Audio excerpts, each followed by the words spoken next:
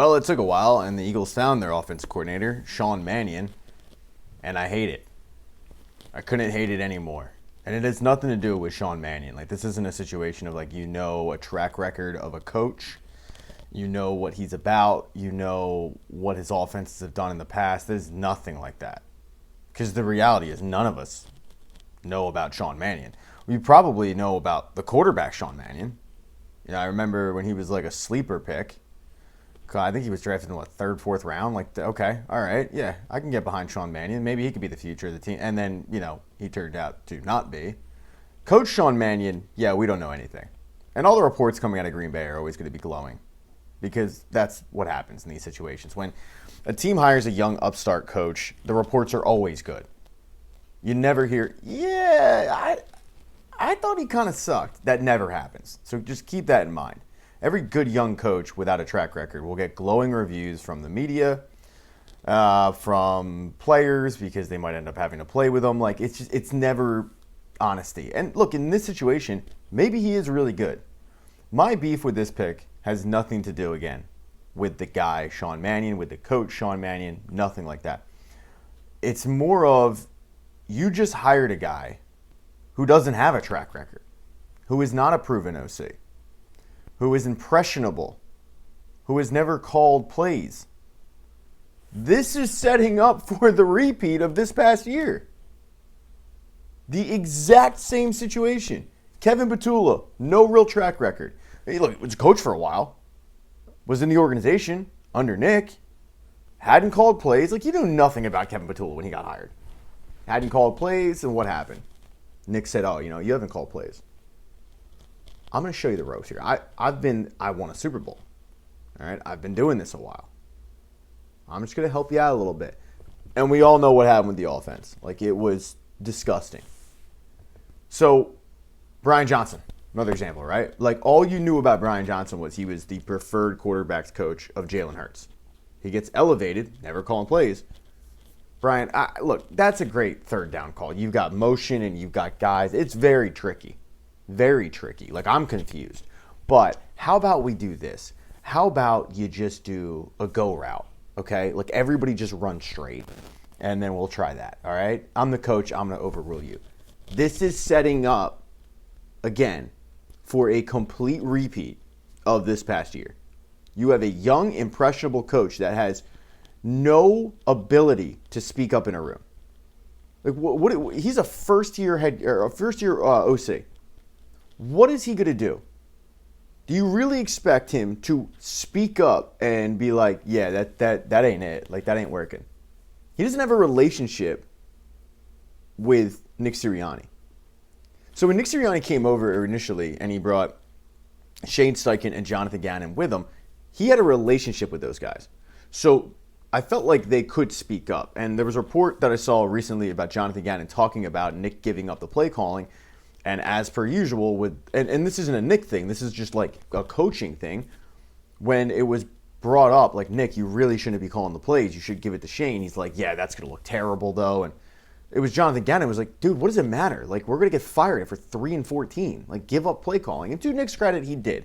And it turned the season around. Shane Steichen knew what he was doing. He ended up calling the plays, and they ended up getting into the playoffs, which was shocking because I was at that game in Las Vegas where it was the last time he had ever called plays. But his offense was very predictable at that point. You knew they weren't really going to run the ball. It was consistently getting stopped, and he was in danger of losing the locker room. He gives up play calling, boom. Turns the season around, great. I could see a situation where Sean Mannion gets in here, young, bright, upstart coach, and you basically see exactly what you saw this past year with like a few new wrinkles, and that's it. And the problem is the Eagles struck out and struck out and struck out on finding an OC. Why is that? I did a video about it. You can find it up there. I don't know. I don't have the answer. All right, like, I'm not NovaCare. I'm not talking to Big Dom. I don't have a cell phone.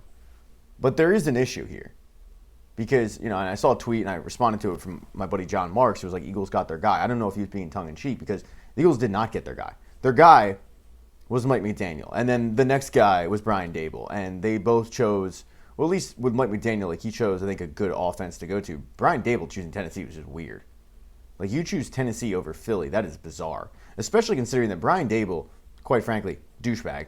You would think, oh, I want to stick it to my former club in the Giants. I have this loaded offense. I can prove myself again. No, went to Tennessee. That is bizarre to me. That is weird. It is weird to me that the Eagles were somewhat forced to go with the young upstart OC. Because it's pretty clear early on they didn't want that. Why would they? They had done that previously, hadn't worked. They just did it with Kevin Patullo, didn't work. Okay, we'll do the opposite, which is what they've done in the past. They went with Kellen Moore, then they went with Kevin Patullo. Like they've done this like flip-flop thing.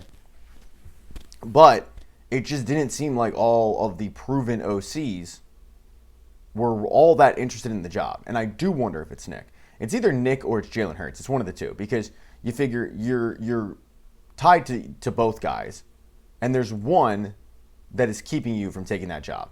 Now, in one instance, it might be Jalen Hurts for like Brian Dable, or well, he worked with him. Let's go with Mike McDaniel might be Jalen Hurts, and for Brian Dable, it might be Nick Sirianni. Who knows? I'm sure Brian Dable might harbor some bad ill will when the Giants were kept out of the playoffs because the Eagles decided to throw a game to get the 10th overall pick. I don't blame him, but still, at the end of the day, like, it would be better for his career. But there's something that is keeping him. Something keeping these guys. And the Eagles were forced to pivot. The Eagles did not want to cast a wide net. They didn't. Nobody does. Why would you want to cast a wide net? This is like going into a bar, knowing who's going to be there. Oh my God, like, my crush is going to be there. If you know your crush is going to be at the bar, are you casting a wide net? Are you going in there open-minded like, anyone can get it? No, you're not. You're going up to your crush. You're trying to spit game. And when your crush turns you down, you might go to her friend. And when she turns you down, then you cast a wide net. Because at that point, your first, second, third option, they've dried up. Okay, fine. Who else is here? That's what happened to the Birds. Don't get it twisted. That is exactly what happened to the Birds. Nobody goes in going, oh my God, I just want to interview everybody. No, you want to find a guy as soon as possible. But they weren't able to. For whatever reason. And now you've got a situation where you have a young, impressionable, first-time offensive coordinator with no real pedigree, no resume to speak of, and no ability to speak up in a room, which is going to allow Nick Sirianni to once again install a high schoolish, predictable offense where we'll be sitting there in September, October, November, December, and there'll be people going, fire Sean Mannion. And nobody will realize the common denominator in this is Nick Sirianni. By the way, I pray I'm wrong. Nobody would love to cold takes expose this video more than me. Because it bugged the hell out of me that we missed one more amazing snow game last week because this organization stuck their head in the sand and went, it's not as bad as everybody thinks, and refused to fire an offensive coordinator who clearly was overmatched and bring somebody else in. I'm surprised that the Eagles didn't go with Jim Bob Cooter. That's who I thought they were going to. He's a proven OC. They didn't do it. He was in the building before. I wonder why. I always say this, like, you've got Nick Sirianni cursing out fans saying, that was for Frank Reich. Doesn't bring in Frank Reich. Like, it's weird. The whole situation of the Eagles hiring an OC has been bizarre. It's been very, very weird. And now they've set themselves up for a repeat of 2025, and they don't realize it. Because if they did realize it, they wouldn't have done it. Now, as a part of the video, I ask you guys to please subscribe to the channel. Hit thumbs up if you like this. Smash the thumbs up button if you thought it sucked. Let me know what you think of the hire. I will only be responding to people that become channel members, so you can become a channel member to support. Every night I will go in. I'll see if I have any, that'd be cool. But two, if anybody has commented, and then those are the people that I'll kind of get priority to. Supporting is cool. I'm going to go now. As always, though, go Birds. UFC 325 is in the books, and let me just start off by saying this is the beauty of the Paramount deal, because this card would not have been worth close to $80, not even a little bit, not even $40. This was a Australian card that was littered with Australian and New Zealand fighters, and it really is a good testament to how good this deal is for the fans. I did fine, I guess. I really only gave predictions on the main card, and we'll get into it. So the first fight of the night was one of my locks of the night, unaware of the fact when I made that video that he was a minus 1,000 favorite, as he should have been. But Quillen Salkalit, I'll never get that name 100% correct, I fear. But Quillen ends up destroying Jamie Malarkey in quick fashion. And I tweeted out immediately after the fight, for the love of God, UFC, can you please stop with the Jamie Malarkey stuff? Like, it's enough malarkey with Malarkey. He's not a UFC caliber fighter. He's not even close. The only reason why he is on the roster is because of cards like this. You need Australian guys to fill up an Australian or New Zealand card. So what do? We call up Jamie Malarkey. He gets out there, he looks tough, and he gets his ass whooped. Just about every single time. If he's not facing Michael Johnson. Ironically, I feel like this guy is the Michael Johnson of the division in a way. But no, he sucks. Like, this was what happened, you figured would happen. And I can't believe the UFC, after the Haqparast,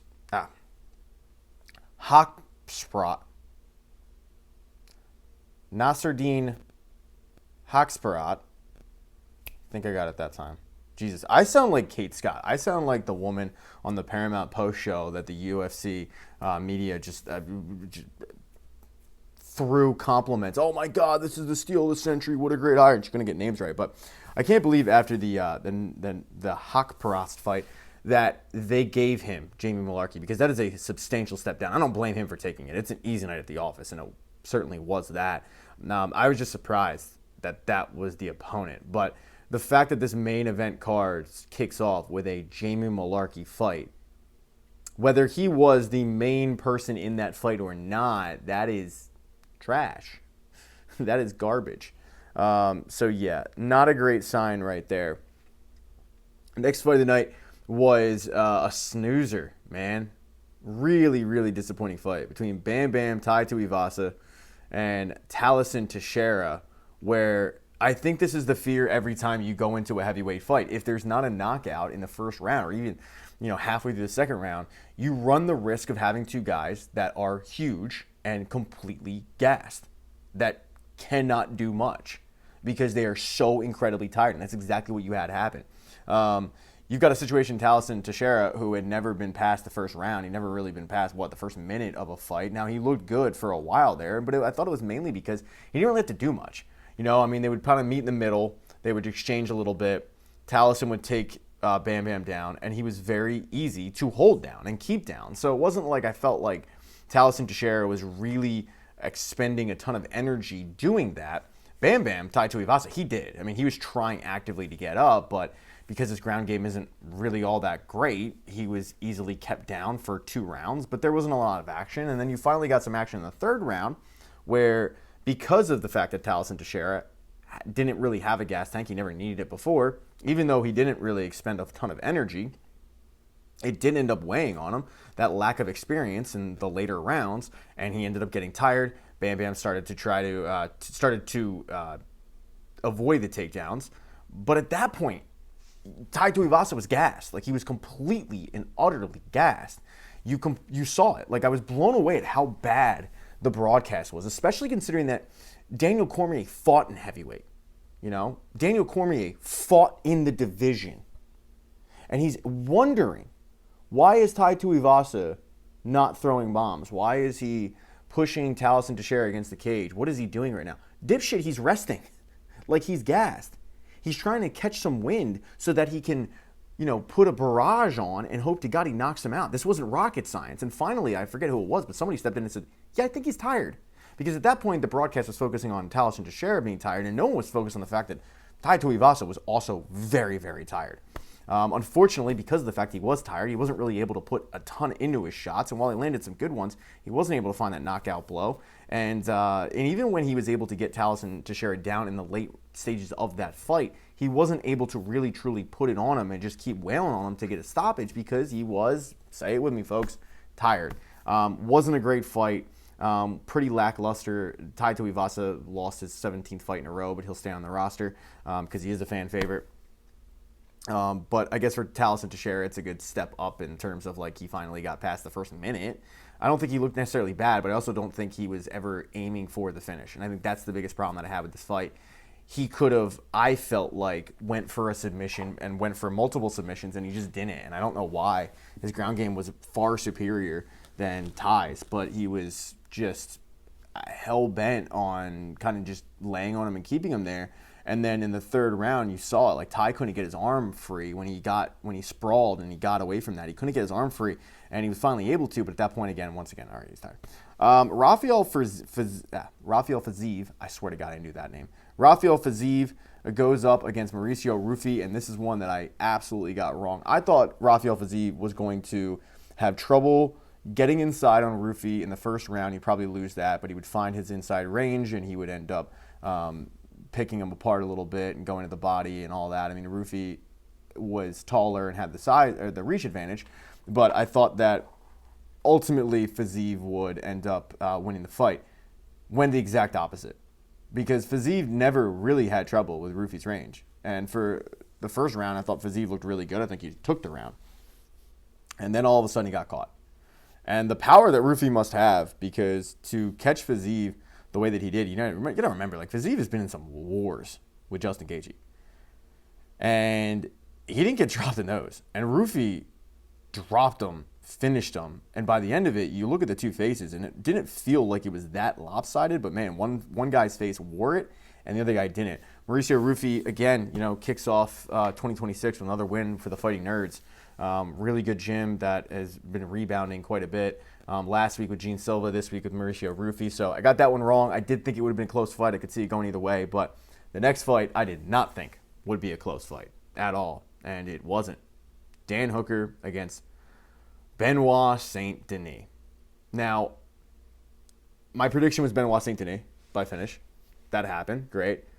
But I was talking to a buddy of mine that I watched the fight with, and it just seems like the last couple years, Dan Hooker has really adopted this, like, I'm a warrior, I'm the toughest guy in the division, I put on fun fights too, and it feels very like kid brother-ish, like, I'm here too, don't forget about me, in a division with Justin Gaethje, now Max Holloway, and this bullshit BMF belt. Dan Hooker's begging for that. He wants to desperately be in the conversation of it. He's probably very upset that Charles Oliveira got the BMF title fight. I don't want to call it a title, but he's probably very upset that he didn't get the call, because he's been on this quest to prove that, like, he's not necessarily the best fighter.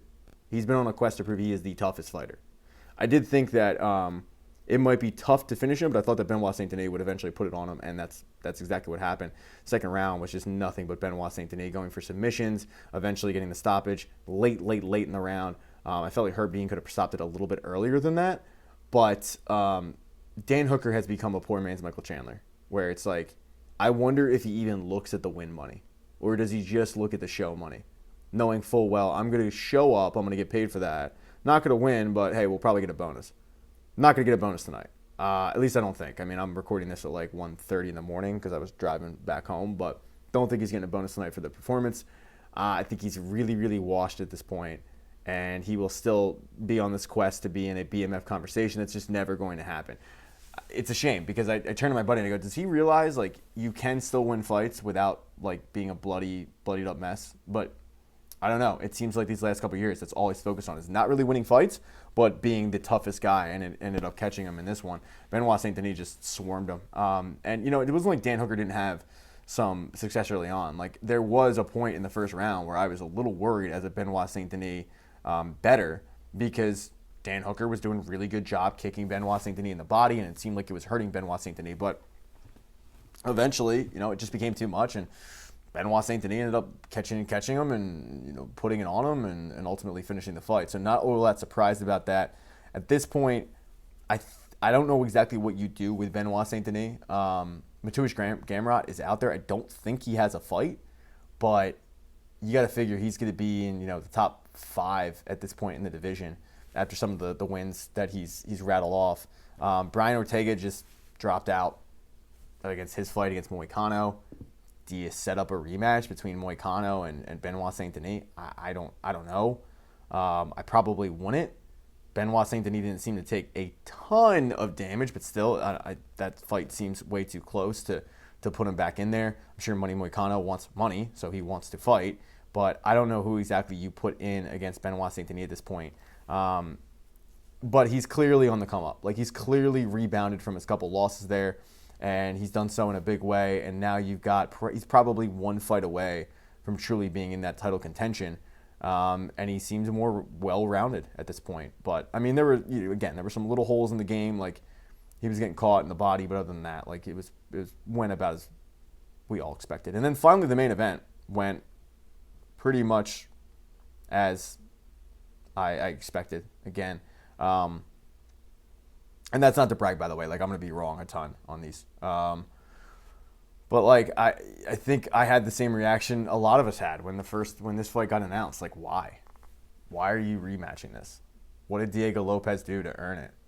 And that goes to my theory that this year is going to be way more about name recognition and rematching fun fights than anything else. It is going to be about putting two guys in the cage and rematches. And if the rematch makes sense, okay, great, cool. If it doesn't, who cares? It's going to get eyeballs. The first Volkov-Diego Lopez fight was fun. I don't think anybody was begging for the second one. And this one was pretty much all Volk. I didn't think he won 50-45. Like, that scorecard was wild. But I think he won 4 rounds. You know, I mean, he obviously won 3, but I think he won 4 rounds in the fight. But I think it goes back to, like, I think the UFC's praying to God that Max Holloway beats Charles Oliveira so that you can set up Max Holloway against Justin Gaethje. And maybe it's a situation of, like, the first ever 2 belts on the line. You know, I mean, that was a fight of the ages. Justin Gaethje, Max Holloway. And once again, Armin gets skipped over because Armin can't sell a fight. Because no casual is going, I can't wait to watch Armin Tsarukyan fight. Is it right? No. Is it going to sell fights? No, it's not as well. You know what will sell fights? A rematch between Justin Gaethje and Max Holloway. And I think that is one of the reasons why the UFC is probably praying to God that Max wins. Just like they were praying to God that Sean won, so they could set up a rematch between Sean O'Malley and Petr Yan, because they don't want to set up a rematch between Petr Yan and Merab, even though Merab deserves it. So I think that's why we got this Diego Lopez-Alexander Volkanovski fight. There's nobody really in the 145 division where you go like, oh my God, I can't wait to really see them. You know what I mean? I can't wait for that guy to step in. And after the fight, I know one of the names that Volk shouted out was like Lerone Murphy. And I like watching Lerone. I think Lerone Murphy is really good. He doesn't fight he's not nearly active enough. And he doesn't, unfortunately, have that name recognition with the casual fans. So I think that's probably going to hurt him. I don't know where the 145 division goes next. And I think what hurts the 145 division is the same thing that hurts Justin Gaethje in the 155 division, where everybody knows if Ilya wants to come down again, daddy's home. You know, daddy's home and he's taking his belt. And I think that probably hurts. Last week's card was incredible. A way to kick off the Paramount Plus deal. This week's card was a sign, I think, of the value of the Paramount deal. And then next week's card is brutal. Like, Mario Bautista in a main event? That's gross. No. The co-main event is better than the main event. But yeah, there you go. I had 3 out of the 5. I think I won $5.60, not to brag about my success.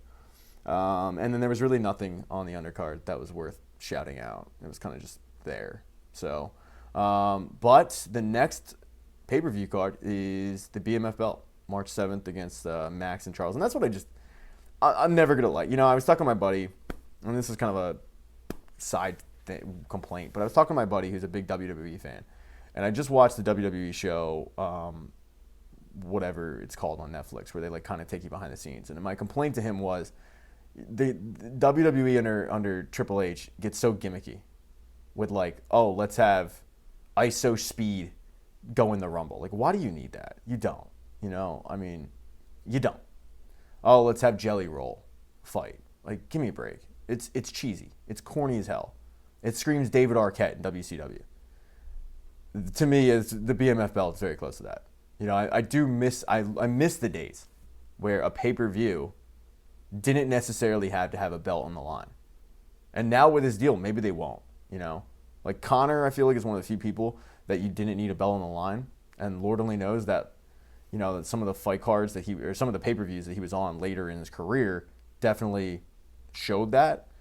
But yeah, I miss the pay-per-view cards that were just like, look, this is just a good fight. We don't need to put interim belts on the line, and we don't need to put cheesy BMF belt. Like, I'm waiting for the female BMF belt. Like, give me a break, you know? This was a quote-unquote belt that was spurned from Nate Diaz shouting out Jorge Masvidal, like 2 journeyman fighters. So that's what it ends up being to me, is like the journeyman fighter belt.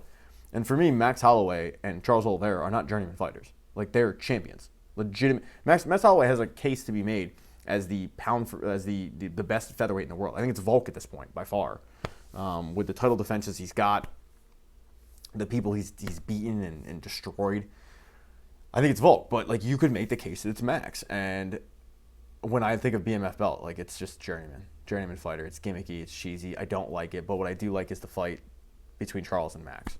And I think the winner of that is going to end up getting Justin Gaethje. I think that they're probably praying to God it's Max, as I said. I made the case for that, but that's the next pay-per-view card. Pay-per-view.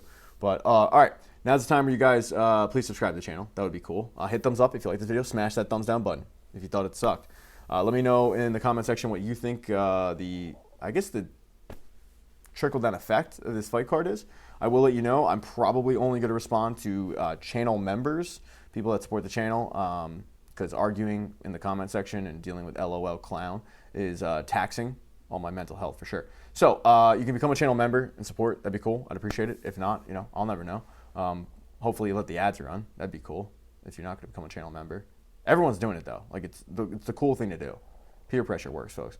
All right, I'm going to go now. As always, go Sixers. Yeah, go Sixers. All right, joining me now by popular demand. The people were clamoring, Bob, to get you back on. It was like I was being inundated by tweets and emails and handwritten letters. It is the man that I once shared a room with in Phoenix, Arizona. It is my former coworker, some would even say friend, Bob Cooney. Patrick, how are you, buddy?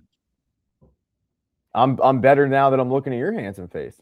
Oh, you're so sweet. How's the hair game today? All right. Horrible. Yeah, okay. I've got like a mullet thing going. Ah, that's not good. I got to get a haircut. Yeah. No, it's not. It's not. Bobby, before we get into sports like a couple of nerds, Bobby, you have a new gig. Do you want to talk about it? That is true. I am now working for Owen Pattison, a great company. Started up about a couple years ago. As soon as you started talking, wait. As soon as you started talking about it, your feed cut out. Oh, really? I blame you. You got me? Yeah. All right, go ahead. Yeah, so I joined Owen Pattison you're good. About 10 days ago, a couple weeks ago, and very excited, covering some Sixers now, but we'll be doing a lot of everything, Pat. We have podcasts up, going to be doing some podcasting, a lot of writing. There's a radio station involved. So a lot of exciting things going on in this company that we are looking to grow even bigger and get even better. And Tim Kelly and Anthony Sanfilippo do a great job around the city. So, yeah, we're really excited about it. And that's where I am going to be, Patrick. I am looking forward to your adventures there. Thank you. I obviously got a good one in Bobby Cooney. Yeah. So, all right. So that's where you're going to be able to read your stuff and follow your content and whatnot. But you are back on the Sixers beat. I'm sure the Sixers people are very pumped about that because you were very well liked in that building. Bobby, it was a mixed results. Go ahead. I'm sorry. Maybe there's some people. Not a lot of people still around from when. So I guess my last year covering the team was 16, 17, somewhere around there. So some behind the scenes people are still around, but not a lot of players and coaches and stuff like that. So, yeah, looking forward to it, though. It could be some interesting times coming up with that team. Yeah, I want it on record that Bob decided I'm gonna ride out the entire process. I'm gonna ride out Jarvis Varnado and Arnett Moultrie stories, and then as soon as the team starts, Ware, who I think it was I get Casper Ware and Casper Wells confused. Do you remember Casper Wells? No. He was an outfielder for the Phillies. No, I don't. They claimed him off waivers from the White Sox. He pitched in relief and he was terrible, like at baseball. Interesting. Anyway, get them confused. But yeah, you suffered through all of that, and as soon as it kind of like started to turn the corner, you're like, I'm out. I'm gonna leave. Yep, I was the sacrificial lamb. I stayed there through all of those 26-game losing streaks. 2 players coming in on a morning and Brett Brown introducing himself and saying, "Hey, Tim, how are you? I'm Brett Brown. By the way, you're going to play 36 minutes tonight." And he did. That was Tim Frazier. Yeah, it was crazy times, but we got through it, Pat. We're all the better for it. We did, and we're trying to get through this season. It's been a weird season for sure, and I felt like this past weekend was just the latest layer on the weirdness of the Sixers. Paul George ends up getting suspended for 25 games for substance abuse or drug related, but basically, I mean, he wasn't like doing hardcore drugs. It was like a supplement, for the record. But what was your take from the situation that happened and then the fallout from the team and how they responded? Well, obviously the way Paul George was playing lately, you thought that things might be really coming around to the way that Daryl Morey and Nick Nurse envisioned, and that was that Paul George was playing really good basketball, and Joel Embiid is getting back to the form that we were accustomed to MVP levels.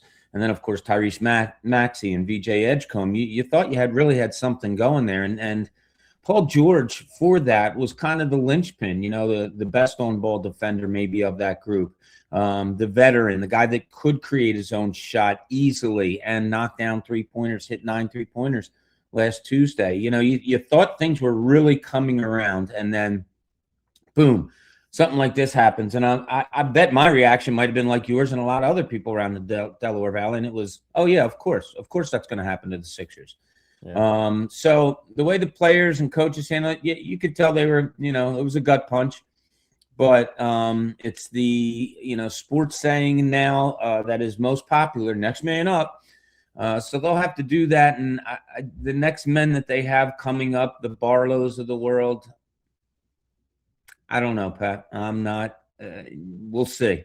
We'll see. Nick Nurse, he was dealt a big blow, and I don't know if he has the troops to be able to overcome this. When you say he doesn't have the troops, are you talking like overcome it to make the playoffs? Because right now they sit at the 6th seed. Although the East is pretty jumbled up. They're not too far out of like the 3 seed. They're like a game or two or something like that. Do you mean that, or do you mean overcome it as in actually having success in the playoffs? I think they'll make the playoffs. I think Embiid's playing that good. I think he's close to playing back-to-backs also. I really do think that they're starting to throw that around in their heads. I really liked their starting lineup of when Paul George was there with Embiid and Maxey and Edgecombe and Kelly Oubre Jr. I really like that starting lineup. The battle was then, okay, how do you get minutes off the bench and from whom at the bigger man position? They're committed to a Dembona being the backup to Joel Embiid. I don't see it. I don't know. They can't rebound, and he can't catch a ball, and he gets himself out of position defensively because he wants to block every shot in the gym. I would rather go with Andre Drummond playing. If Embiid's playing 38 minutes, give Drummond the rest of the minutes at center, and I'd be happy with that. Another big man like Dominic Barlow, they're starting him now for Paul George. I'm not being a negative guy. I just don't see it. I don't see what he brings to the team. And they talk about, he goes after the ball. He played 28 minutes the other night and had 3 rebounds. I just don't see what he is there. Jabari Parker's another guy in the mix, but again, it's just a mix with a Dominic Barlow. I do like their guards coming off the bench. McCain, Grimes, I do like that. But after that, as far as the big man situation, Pat, I just don't love the depth there without Paul George being on the team. And I think through a 25-game span, it could cost them 2, 3, 4 games. And that means a lot when you're vying for playoff positioning. Yeah, I mean, what's sad is when I saw the news, I had that reaction of like, of course. And then my next reaction was, well, at least he'll be healthy for the playoffs. Yeah. Which I feel like is another trickle down of like, of course, with the Sixers, it's like that just seems to be the case. But Embiid has been, knock on wood, he has been healthy this season. He is kind of rounding into form. Are you surprised? Pleasantly, yeah, because I think the fans deserve to see players at their best. And when I first started going to games, I've watched the team all season long. He started doing some things. I was like, wow, okay. He did a stop and go there, or he did a spin dribble there, or his lateral movement to leave his man on a pass underneath to go and try to block a shot. He did that. I don't think the jumping's fully there yet, Pat, and that may never come back. I mean, we saw the other night once Joel Embiid gets the ball over his head, he is extremely weak with the basketball. And it sounds weird, but if he has the ball here and he's going up and through, boom, he's fine there. But once he puts the ball up here and he has to shoot, you'll see guards come and swat it out of his hands. It's so that finesse part of his game is still not all there yet. But man, Pat, his dribble drives are really good. As I said, spin moves. When he's getting doubled, he's seeing players and getting the ball to where it should be. His outside shooting is still as good as it always was. And now big men have to respect his dribble drive. So they're playing off of him, and he's hitting three-pointers. He's hitting long jumpers. He's unbelievably good, and he's playing extremely well. And, yes, I am very surprised he's reached this level again. Yeah, I mean, you talk about the jumping. He didn't have a dunk till what, January? Like it was. Yeah. Yeah. And it's strange. It's like he doesn't he's a big guy who loves the finesse game. If he could, he'd rather do an up and under and a left-handed layup as opposed to jumping at the rim. My thing always was in basketball, when you have a guy that big and that dominant, every time to me that he jumps up and has a shot in the lane, he should be jumping at the rim. Like, go to the rim, He's not that. He's more of a floater and a dipsy doodle and stuff like that. So, but look where it's gotten him. And yeah, it's really cool to see where he is right now, Pat. It reminded me a lot of the way you dominate men's hockey leagues. Sometimes you have some down moments, but then when you're on, it's something special to watch. I had a down moment last night. It was not good. Well, your down moments come often, but those spectacular moments, when they are there, they are spectacular. I lost my gloves, Bob. I don't have gloves. How do you? So real quick. Yeah, real quick. So my one league is so ass backwards. I play on two teams in the league. So I'm friends, obviously, with everybody on both teams. And when they play each other, I have to pick a team. So the team is Bulldogs is one team, Bacon is the other. Horrible names. So if I'm playing for Bulldogs, I'll get dressed in Bacon's locker room and just talk shit the entire time. Right? I got to let them know. I got to get in their head. Mental warfare. Yeah. So that's what I did. I showed up and I just start shit talking to everybody in the room. I'm kicking bags. I'm throwing my bags on people. So I go out to watch the high school game before us, and I hear the door open up, and they throw my bag out and they lock the door. And I'm laughing. I laugh, but then eventually I get back in the room. I get all dressed up. I don't have my gloves, and I'm like, all right, somebody took them. So I skate out, and I'm like, yo, Mully, did you take my gloves? He's like, yeah. Well, Mully's a character. You got to watch out for him. Mully's nasty. Mully is nasty. You know it. So I'm like, Mully, did you take my gloves? He's like, no. And I'm like, all right, whatever. Somebody took my gloves. I'll go to Lost and Found, and I'll find gloves. I'm literally wearing an adult glove on this hand and a child's glove on this hand. Which one fit better? That's a great question. The adult glove fit a little bit better. Oh, wow. Surprising, I know. Yeah. So after the game, I'm like, all right, guys, who's got my gloves? And they're like, we really did not take your gloves. And I'm starting to get worried because the only place that I unlock my bag is the rink and my apartment. So I get back to my apartment, they're gone. Like, I have no clue what happened to them. So I'm wearing like a teammate's raggedy old gloves right now until I can figure it out. Yeah, that's not good. I guess oven mitts don't work as well in hockey like they do in baseball. They don't, which is the reason why everyone should let the ads run in this video, because I got to now buy $100 gloves. Is that how much it costs? About 100? Yeah. And I didn't even have these gloves for that long, Bob. I only had them for like 6 or 7 years. So they didn't have the stank. They were just getting stanky. No, they were like, well, it doesn't matter. We're moving on. We are moving on from my illustrious career.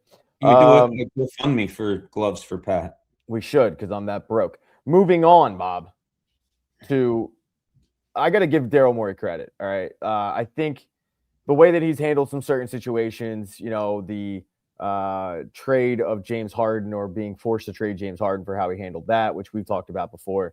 We think that was kind of a backdoor agreement between Daryl Morey and James Harden, and then Michael Rubin's share got sold and all that.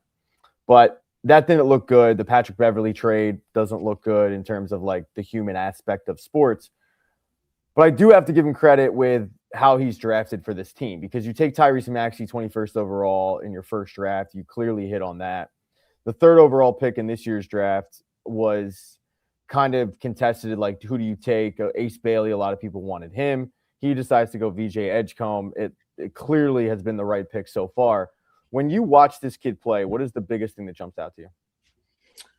I think his maturity, Pat, in all honesty, the athleticism it just, bounces off of the court, off of the screen. If you're watching on TV, you can see that. Like, he had a play the other night where he was a weak side defender. A shot was taken by the opposing team. And I don't know why my eyes were on him, because, as I said, he was on the weak side of the floor. But a shot went up from the other side. He just kind of coasted over and had this look from my perspective, like, what's he doing here?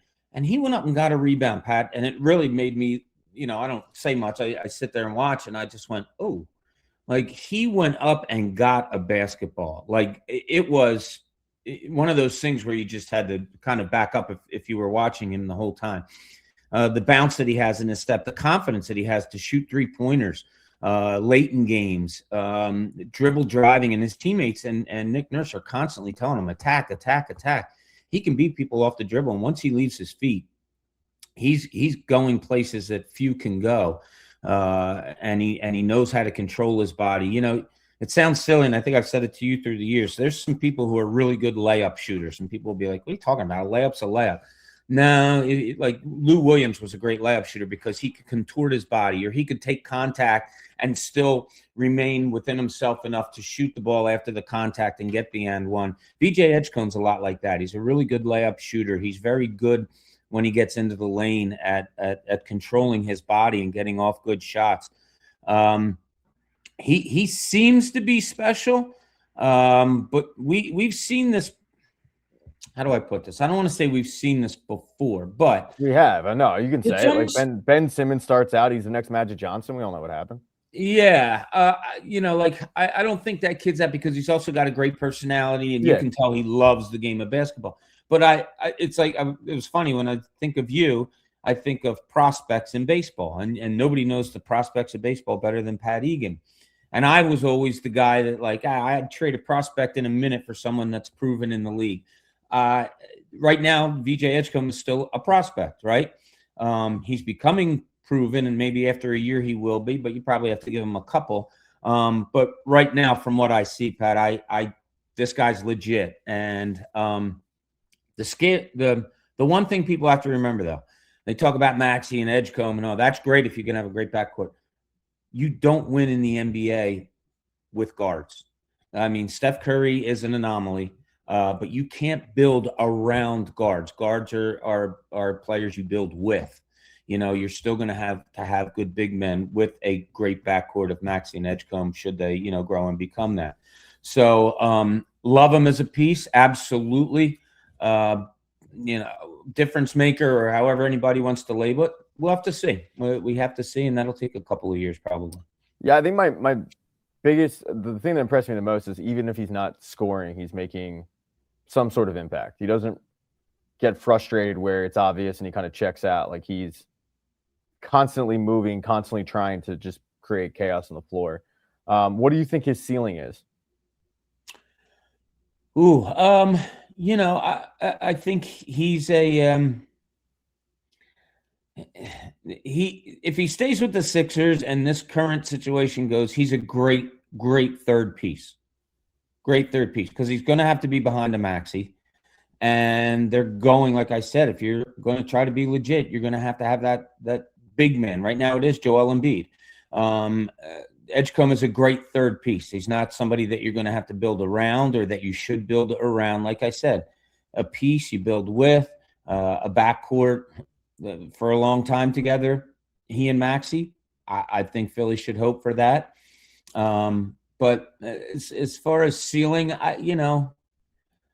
I'll say that a great third piece, and there's nothing wrong with that.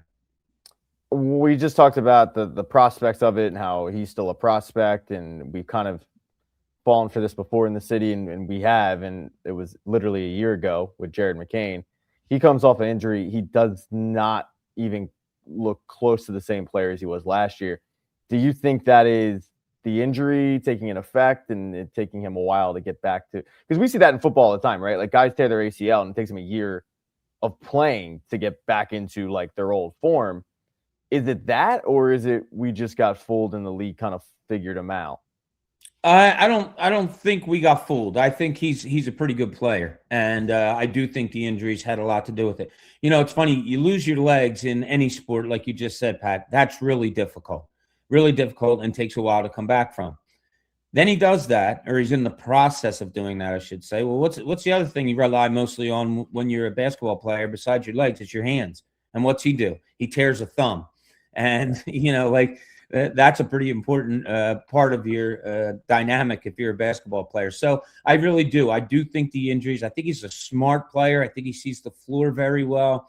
I think he's a really good shooter when his feet are set. If you see Jared McCain trying to back up and shoot three-pointers much the way Maxey does, or if he's on a fast break and he's running, gets the ball and tries to stop and shoot, I don't think that's where he's at his best. I think he's at his best when his feet are set. You know, maybe a pass to Joel Embiid, the double goes, he gets his feet set, gets the ball back, and can shoot. I think he's very valuable there. I think he's a good player. I do like him. Again, a guy coming off the bench. I don't think. Here's the good part about it. You said, like, did the league figure him out? I don't know if backups like him that get 15, 20 minutes, whatever it may be, I don't think they get scouted upon so much that the league figures them out. I think they're pieces and they have to play to their strengths. And, you know, I don't think any team is looking at Jared McCain and saying, oh, we need to take this away. You know what I mean? Yeah, great point. Coming up this week is the NBA trade deadline. Daryl Morey's always been pretty active with that. The Sixers do have assets, whether it be draft picks or a player like Jared McCain. What do you expect them to do?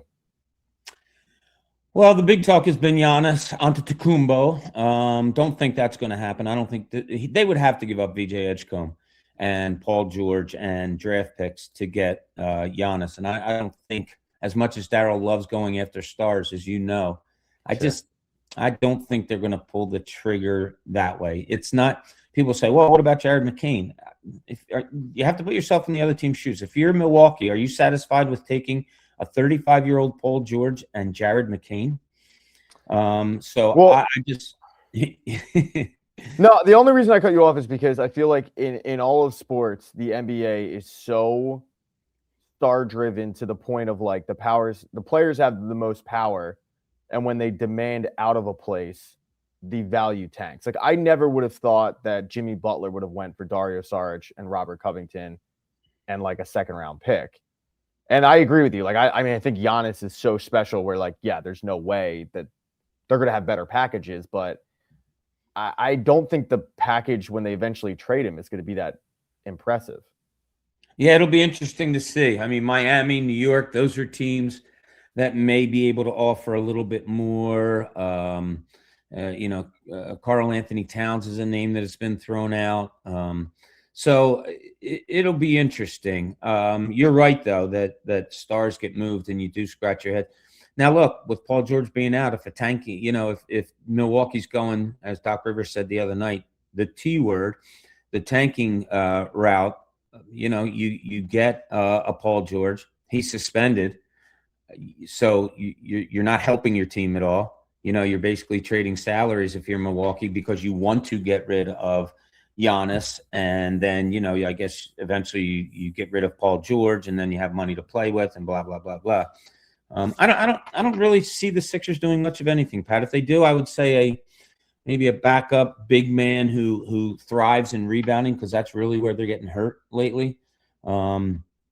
But Daryl Morey doesn't like to sit still, like you said. So it wouldn't shock me if something does happen, but I don't think anything major. Their bench sucks, Bob. They need bench help so bad. It's a shame because when Oubre came back from his injury, I was going over in my head like, all right, if I was Nurse, would I bring him off the bench? Then you have that real power punch coming off the bench of Grimes and Oubre. You got your scoring, and that's what you want off the bench in the NBA. And then you team them with, Maxey or George or whoever when you're playing those little backup minutes and all. And then can you get away with starting a Barlow or something like that, or maybe a Dembona starting with Joel Embiid? But now with Paul George being out, I don't know who that fifth starter is. And yeah, you're right, it does. It weakens that bench, and I like the guards coming off the bench, but they need bigs. No, and I understand on one hand, like you need the cheap options to win. So you want to see what you have in these guys. Like when you look at the Knicks, like, they have Deuce McBride and they have, Mitchell Robinson who are on cheap contracts. So like, okay, I get it, but I mean, Barlow, you need to upgrade. Yeah, like a Mitchell Robinson. That's a but great name, Pat. How great would he be here with the Sixers?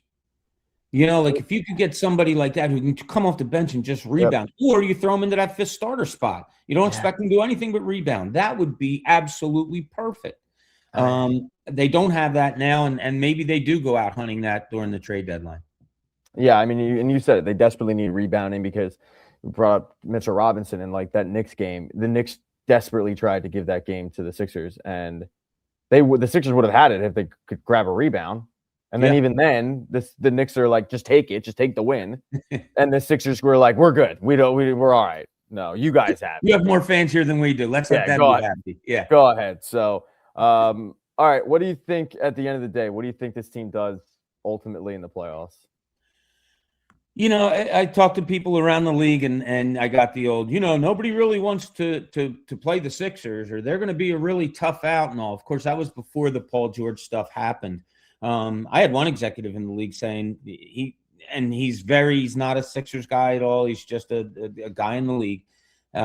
He's like, I have a strong feeling they're going to come out of the East. And look, maybe when George comes back and they get all together, maybe they can go on some kind of a magical run. But the problem is you have to look at this team individually and separate it from years past and what's going on. And Joel Embiid breaks his face twice and hurts his and this and that and the other. You kind of have to try to look at the team individually and this year alone. When he comes back, do they have that, big man off the bench figured out? Do they have cohesion enough if he gets thrown back into the starting lineup to be a viable team? On paper, you have a pretty good team. Everybody around the league says the same thing about Joel Embiid. He's unguardable. You cannot guard him. Well, if you have that down low and you have a Tyrese Maxey and you sprinkle in some other pieces, just this individual team, they might be able to do some damage. They might be able to win a couple series in the playoffs. Bobby, will you be doing any Phillies coverage on Patterson, or is it just going to be Sixers? Currently Tim Kelly, Anthony Sanfilippo, are covering them and do a great job there. I'm sure there'll be sometimes I'll be sprinkled over there also. I'll basically, when the Sixers season's done, I'm going to be keeping a huge eye on the sports landscape of Philadelphia, and that'll include anything and everything. We got a major golf tournament coming here in the springtime. Yes, you do. Aronimink PGA Championship, Pat. Yeah. So I'm sure you'll be out there. We're going to do a lot of good coverage on that. There's a lot of great things going on. I'm sure I'll be at some Phillies. Phillies playing Iowa this year, Pat. Funny enough, Jack, my 7-year-old, we watch Field of Dreams quite a bit. And it seems like every time I put it on, he's like, is Iowa a real place? We have the same conversation. Is Iowa a real place? Is the Field of Dreams a real place? Can you go there? And I'm like, yeah, we can go there. Yeah, it's real. Yeah, well, that sounds like you're going to buy 2 very expensive tickets to take Jack out to Iowa. I got the invoice for the All-Star weekend, and I cannot. No, I'm not affording trips to Iowa. The All-Star weekend is like insane for the person. Yeah, it's going to be a busy year for Philadelphia. Yeah, it is. The reason I asked, though, was because there's a lot of negative talk regarding the Phillies because their offseason was what it was. What was your takeaway of that? Yeah, it was kind of like, okay, you sat back and you didn't do much, and then were you going to do something big, and then you didn't, and then it's kind of like, well, here we are. Yeah, I mean, that locker room last year, Pat, when they lost to the Dodgers, and I don't think I talked to you about this, but when I was in that locker room after the Kirkering thing and they get ousted from the playoffs, it was a different feel, man. It was I mean, tears and anger, and I've been in many locker rooms at the end of a season, professional locker rooms at the end of the season. This was so different. So I went back to the hotel and I'm writing and I'm trying to figure to myself, like, is it because they know that's it? The window's closed. That's done. Do they know certain teammates aren't going to be back who they really care about? Do they not have trust in this organization? I think, look, I'm just going to say it. I think it was a disappointing offseason by far. And I was down at the winter meetings, and they painted this great picture, and they signed Schwarber when we were down there. But bad offseason, Pat. Really bad offseason. And our Tim Kelly, check it out on Patterson. Our Tim Kelly wrote about why not go after Eugenio Suarez? Why didn't they? If they're going to spend money on Garcia, like, why wouldn't you do that? Or if you're going to keep paying Bohm. Now, whether you agree or not, I don't know, but it's something to think about. And his point being, what are the Phillies thinking? So check that out and see what you think. Yeah, I think Bohm's time is numbered in Philly. I mean, once he's out of arbitration rights, he'll be gone. Like, they're never going to sign him to a long-term deal. But I mean, everything they said is accurate. Like, they're still a really good baseball team. They still are very deep, but it doesn't feel like it does it. You know what I mean? Like, no.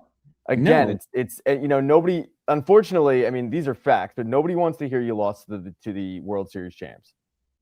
Nobody wants to hear, oh, we brought back a guy that has 50 home runs and whatever it was. Like, nobody wants to hear that because it just doesn't feel like you improved anything. And I did a video on this channel where I posed the question, like, why are we so dead set on trading Nick Castellanos at this point if you're going to have to pay all of his salary? When Adolis Garcia is no sure thing. I like the signing, but, like, he's no sure thing. You have no depth in the outfield at all. No. And you're going to trade this guy for the sake of trading him when he's an MLB vet. I don't think he's going to come into camp and, like, be a hindrance in the locker room. Maybe I'm completely wrong. You were in the locker room. You've dealt with him more than I have. But, like, I just don't get the logic at this point of, like, okay, if we're going to have to pay $18 million of a $20 million contract in the last year of it, I'd rather keep him. And because if Adolis Garcia doesn't pan out, you've got another guy. You can at least try. But, just quick. That ship has sailed. Okay. And I'm not being. No, that's fine. You were in the locker room. I wasn't. So here was the big thing. When the story came out about the commissioner being in the locker room and everything that happened with Bryce Harper and cursing at the commissioner and all that stuff, right? So that story comes out. Then Jeff Passan, a couple of days later, has a follow-up, and Nick Castellanos is quoted all throughout it and tells details of what happened in that locker room.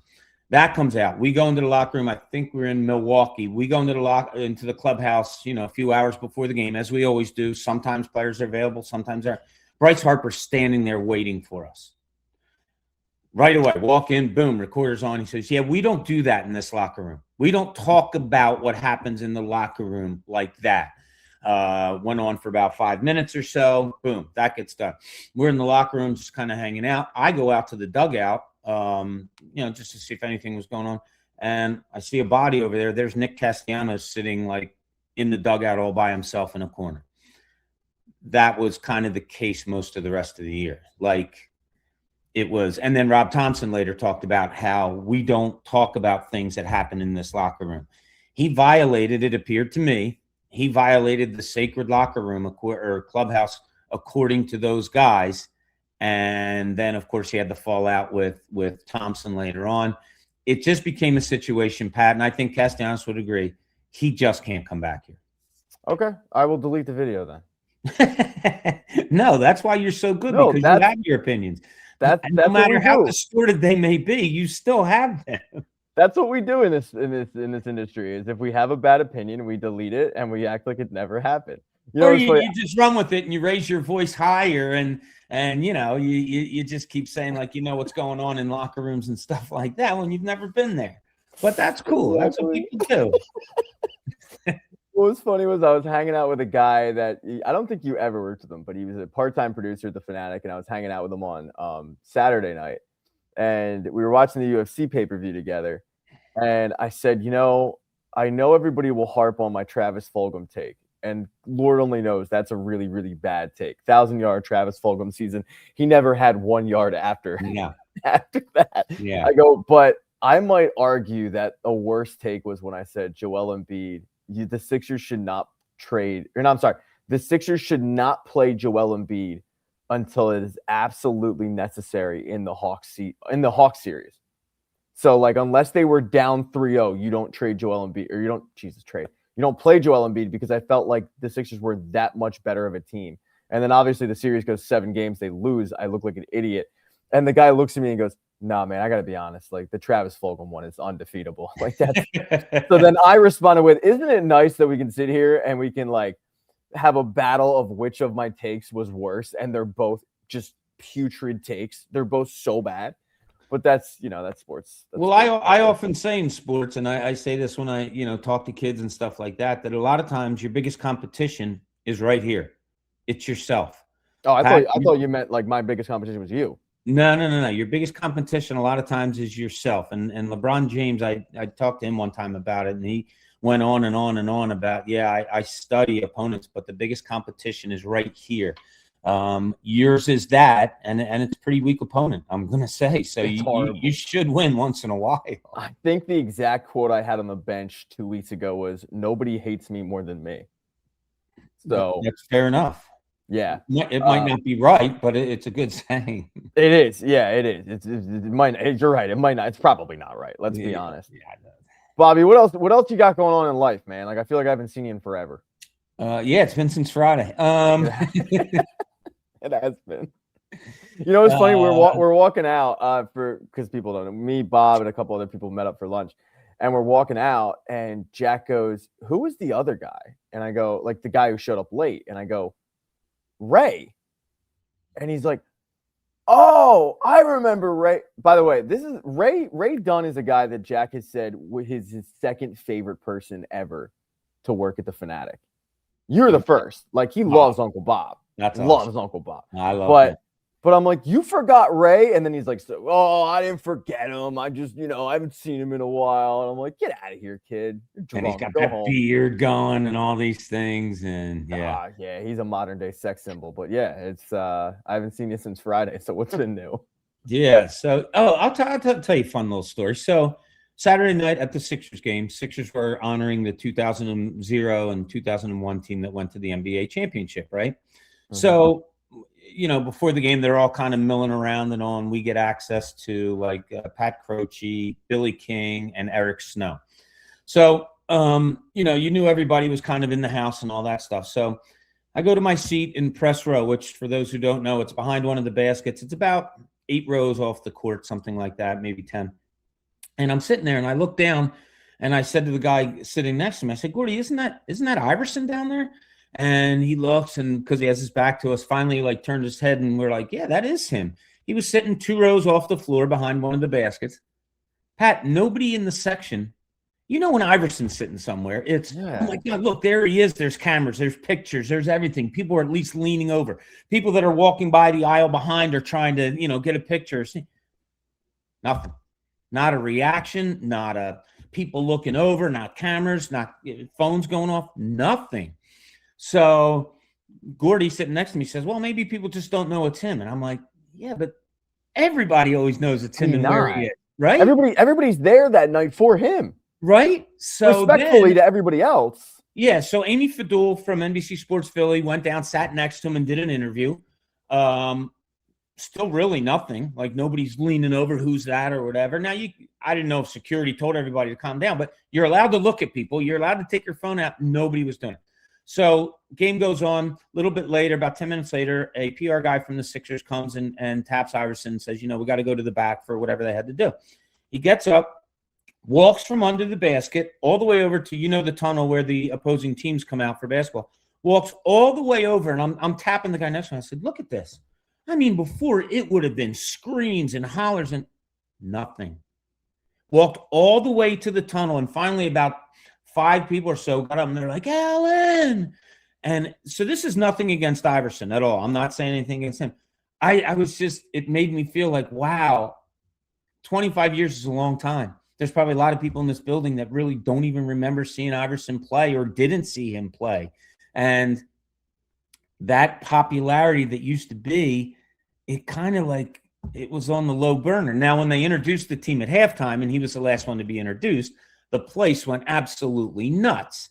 But it was just so surprising, and I blame it on time, not on Allen Iverson, but I blame it on time that he just walked almost unrecognizable from behind a basket to the tunnel. Yeah. Isn't that I weird?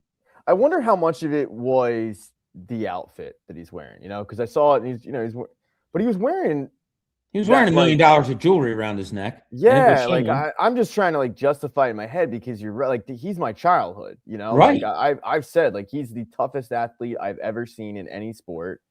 The only athlete I've ever seen where the marketing campaign was about how many injuries he played through, which still blows my mind. Yeah. Great job by Reebok on that. But like, yeah, I mean, I figure everybody there. But I've talked to Jack about this, and it like legitimately does make me sad that like my kid will never know what it's like to watch Brian Dawkins play or Allen Iverson, and I have to tell him how good these guys were that were my childhood. And I guess in that instance, yeah, yeah, you're right. Like that's sad. Yeah, and then after the game, somebody asked Tyrese Maxey, like, how much of an influence watching Allen Iverson did he have on your game or something like that? And he's like, well, I may have been sitting in front of the TV when he was playing because I would imagine my dad would have plopped me there, but I was one.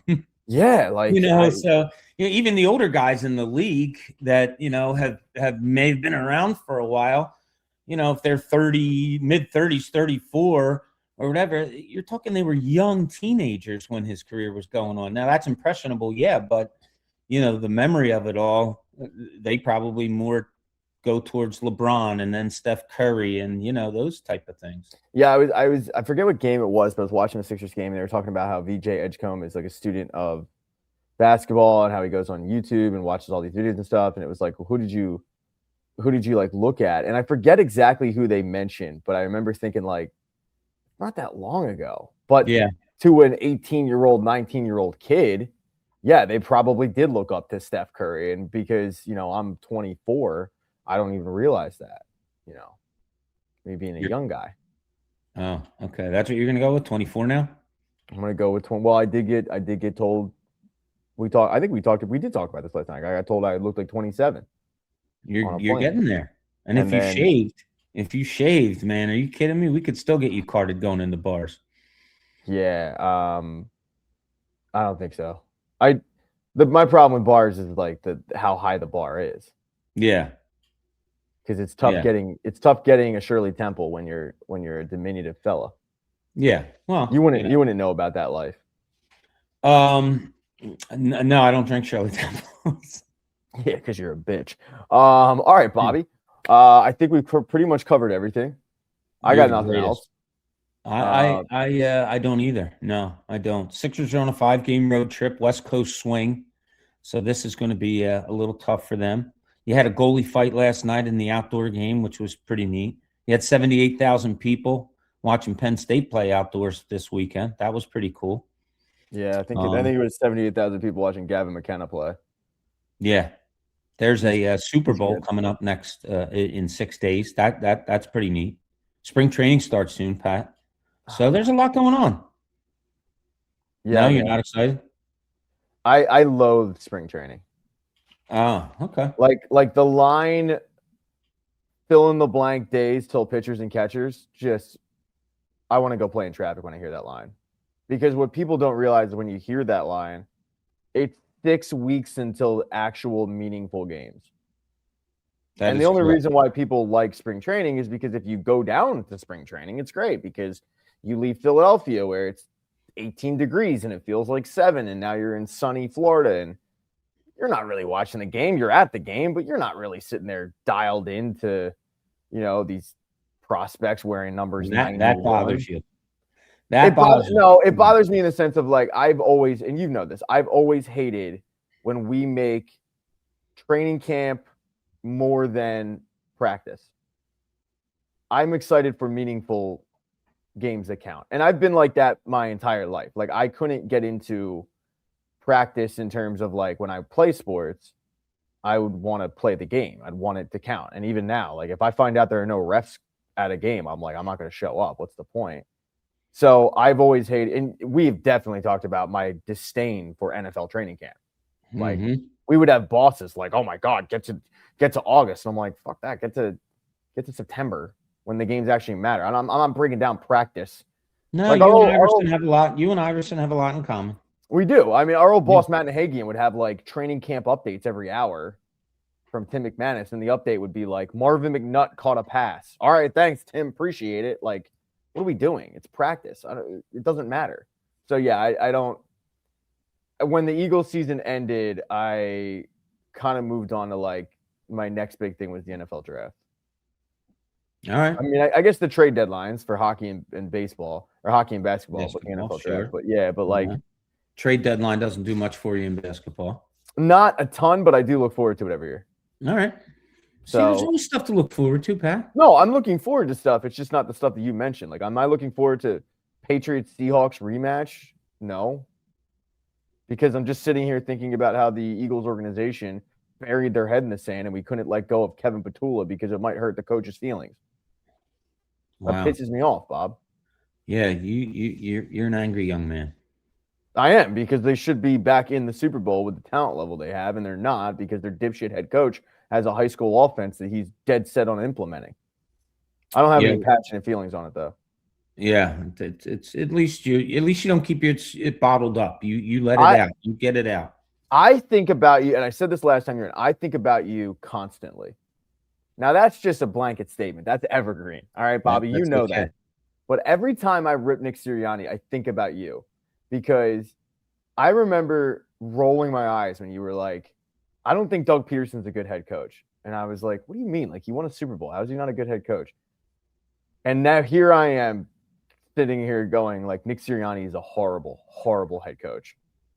And people will laugh at me. And then I bring up Doug Peterson. I bring up Brian Billick. These coaches that weren't very good. John Gruden, who won a Super Bowl. But, yeah. Sometimes you just get a feeling and you kind of know and it works out. Like, that all started because the question on air, and I think it was me, you, Jamie, and somebody else, the question on air was, who would you take as your head coach, Andy Reid or Doug Peterson? And I was like, and I laughed and said, who wouldn't take Andy Reid? And Jamie said, no, Doug Peterson, because he's won the big one. And that's when I said, Doug Peterson's a 500 head coach. They caught lightning in a bottle, and it was great. And maybe he, hit the right buttons in some instances. But no, he's in my opinion, he was a 500 coach. And and you're right. Once in a while, Pat. Every once in a while. He might be below 500 now. Yeah, he was hovering there for a while. I stopped keeping count because I didn't want to put down our friend Jamie too much because that's too easy. No. Yeah. I mean, look, the bro is great. We saw him on Friday. Yeah. But just like all of us, he's got some takes that sometimes he's wrong about. It happens. There's few people I enjoy hanging around than all the people that we hung around. Besides, Rock and Glenn and Tim and all. Yeah. All those guys, obviously. Yeah. But Donna that's the core friendship. Yeah. But you guys, that was a lot of fun on Friday. Yeah, we should probably do it again. Couple of years. No, at least wait 2 years. Yeah. All right. That's all I got, Bob. I'm not going to buddy. Anymore. It was great being with you. I appreciate you having me on. All right. Real quick. Last thing I'll say. Sometimes I put on my own videos when I'm working just to get the ad revenue. I'll let them play in the background, right? Right. It'll just kind of shuffle my videos, so I never really know what's going to come up next. And I'm not even listening to it. The volume's only one or two. And the last time I had you on, it pops up, and I actually turned it up and started listening to it, and I could not stop laughing. Attaboy. That's what I like to hear. That's what you do. So, all right, this interview's over. Say goodbye. All right, goodbye.